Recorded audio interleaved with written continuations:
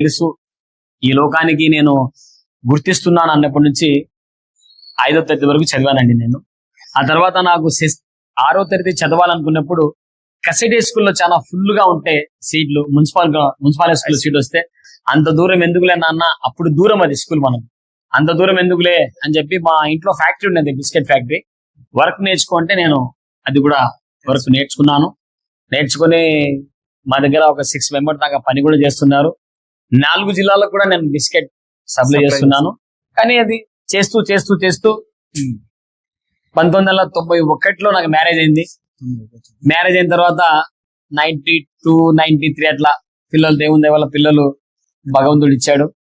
పిల్లలకి చదివించుకోవాలని చెప్పేసి, నేను చదవలేదు కదా ఎక్కువగా, పిల్లలకు చదివియాలనే ఉద్దేశంతో పిల్లలను బాగా చదివించి, బాగా చదవాలి, సమాజానికి మనం ఉపయోగపడాలి, దేశానికి ఉపయోగపడాలి అని చెప్పేసి నేను పిల్లలకి